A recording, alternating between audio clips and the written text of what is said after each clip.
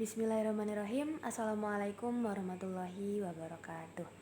Innalhamdalillah nahmaduhu wa nasta'inuhu wa nastaghfiruh wa na'udzu billahi min syururi anfusina wa min sayyiati a'malina may yahdihillahu fala mudhillalah wa may yudlilhu fala hadiyalah. Asyhadu an la ilaha illallah wahdahu la syarikalah wa asyhadu anna Muhammadan abduhu wa rasuluh alladzi la nabiyya ba'da amma ba'du.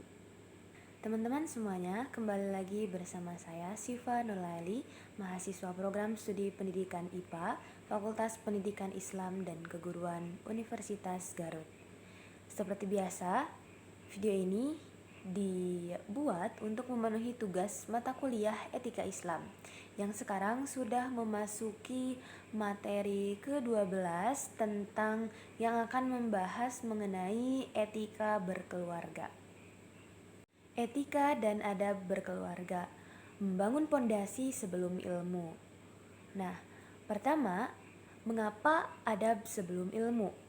Dalam bukunya, Nasif Mustafa Al-Ghifari menekankan bahwa rumah adalah tempat ujian adab yang paling jujur. Di luar, kita bisa berpura-pura baik atau bisa disebut sebagai pencitraan, namun di dalam keluarga, karakter asli kita akan terlihat. Inti dari ajaran ini adalah ilmu yang luas tidak akan membawa keberkahan jika pemiliknya menjadi singa yang ditakuti di rumah atau orang asing bagi orang tuanya sendiri. Tujuan dari etika berkeluarga adalah yang pertama, meraih keberkahan dan ridho Allah Subhanahu wa taala. Tujuan utama dari penerapan adab dalam keluarga adalah mencari ridho Allah. Dalam Islam, ridho Allah sangat bergantung pada ridho orang tua dan keharmonisan rumah tangga. Tanpa etika, rutinitas di rumah hanya menjadi aktivitas fisik biasa. Namun, dengan adab, setiap senyuman kepada pasangan atau bantuan kepada orang tua bernilai pahala sedekah. Kemudian tujuan yang kedua adalah menciptakan baiti jannati atau rumahku surgaku. Rumah seharusnya menjadi tempat paling aman dan nyaman di dunia. Etika berkeluarga bertujuan untuk meminimalisir konflik yang tidak perlu, menciptakan suasana tenang sehingga setiap anggota keluarga rindu untuk pulang ke rumah. Kemudian menghilangkan rasa takut atau tertekan di antara anggota keluarga. Kemudian tujuan yang ketiga adalah menjaga kehormatan dan marwah keluarga, mencetak generasi yang berkarakter.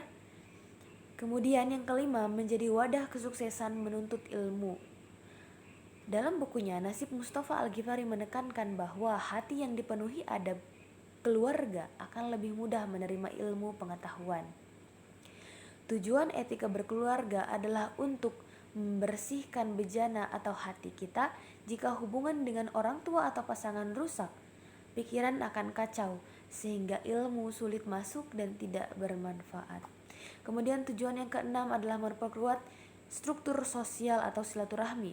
Keluarga adalah unit terkecil dari masyarakat. Jika setiap keluarga memiliki etika yang baik, terutama kepada kerabat, maka akan tercipta masyarakat yang solid, saling membantu, dan minim gesekan sosial. Intinya, tujuan dari etika berkeluarga adalah bukan untuk menciptakan keluarga yang sempurna tanpa masalah, melainkan untuk menciptakan keluarga yang punya cara mulia dalam menyikapi setiap masalah. Kemudian kita akan membahas poin-poinnya. Yang pertama ada adab terhadap orang tua, pintu keberkahan hidup. Nah, adab kepada orang tua menjadi dua fase dalam buku ini, saat mereka hidup dan setelah mereka tiada. Yang pertama, saat orang tua masih hidup, ada larangan ufin. Penulisan merinci bahwa kata ah adalah standar minimal larangan. Jika berkata ah saja berdosa, maka membentak, menyindir, atau mengabaikan perkataan mereka jauh lebih besar dosanya.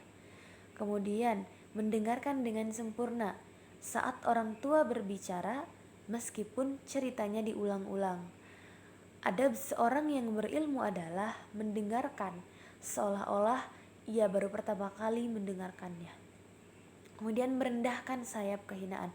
Maksudnya adalah setinggi apapun jabatan atau gelar akademik kita di depan orang tua kita, kita tetaplah anak kecil yang harus tawadu atau rendah hati.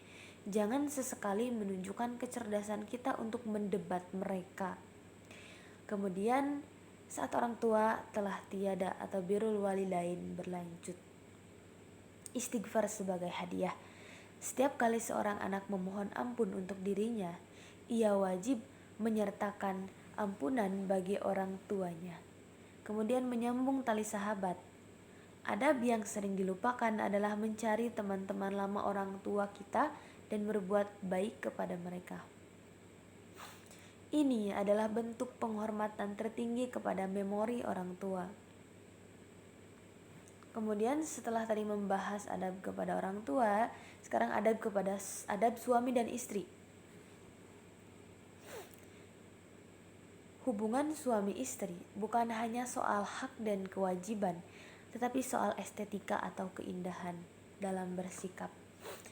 Pertama, ada prinsip musyawarah bil ma'ruf, bergaul dengan cara yang patut. Suami tidak hanya memberi uang, tapi memberi perhatian dan kata-kata yang baik. Menghargai pengorbanan suami, menghargai lelahnya istri, mengurus rumah tangga tanpa meremehkannya. Sebaliknya, istri menghargai sekecil apapun nafkah yang dibawa suami tanpa membandingkan dengan suami orang lain. Kemudian menjaga amanah, menjaga rahasia. Membicarakan kekurangan pasangan kepada orang lain, termasuk di media sosial, adalah pelanggaran adab yang berat. Masalah rumah tangga ibarat pakaian yang harus menutupi tubuh, bukan dipamerkan. Kemudian yang selanjutnya ada adab terhadap anak. Bisa kita sebut menyemai benih karakter. Anak adalah fotokopi dari orang tuanya. Sebelum menuntut anak beradab, orang tua harus memiliki adab terlebih dahulu. Pertama, pendidikan melalui keteladanan atau uswah. Orang tua yang ingin anaknya rajin membaca Al-Quran harus terlihat sering memegang mushaf, bukan gadget. Adab tidak bisa diajarkan dengan teriakan, tapi dengan perilaku. Kemudian ada memberi nama dan doa. Nama adalah doa pertama. Memberikan nama yang buruk adalah bentuk kegagalan adab orang tua terhadap hak anak. Kemudian keadilan yang presisi.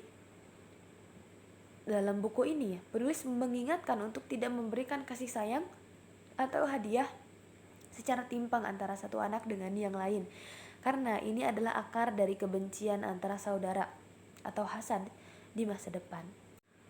Kemudian selanjutnya ada adab terhadap saudara dan kerabat.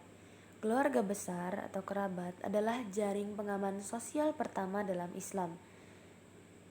Skala prioritas kebaikannya, jika Anda memiliki kelebihan makanan atau uang, adabnya adalah mencari tahu apakah ada paman, bibi, atau sepupu yang kelaparan sebelum memberikannya kepada orang asing. Kemudian menghormati hierarki keluarga, menghormati yang lebih tua, kakak, paman, atau bibi, dan menyayangi serta membimbing yang lebih muda, adik atau keponakan. Kemudian menghindari pemutus hubungan. Jangan sampai karena urusan warisan atau ketersinggungan kecil, komunikasi terputus. Orang yang beradab adalah yang paling pertama mengulurkan tangan untuk berdamai. Kesimpulan dari materi ini adalah implementasi dalam kehidupan modern mengingatkan kita bahwa keluarga adalah laboratorium adab. Adab kepada orang tua membawa keberkahan rezeki. Kemudian adab kepada pasangan membawa ketenangan jiwa atau sakinah. Kemudian yang ketiga, adab kepada anak menjamin masa depan generasi. Kemudian adab kepada kerabat memperpanjang usia dan persaudaraan.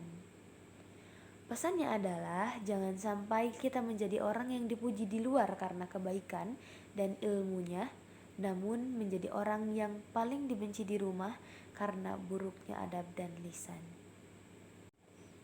Baik teman-teman semuanya, sekian materi yang dapat saya sampaikan mengenai etika berkeluarga. Semoga materi ini dapat bermanfaat. Wabillahi taufiq wal hidayah. Wassalamualaikum warahmatullahi wabarakatuh.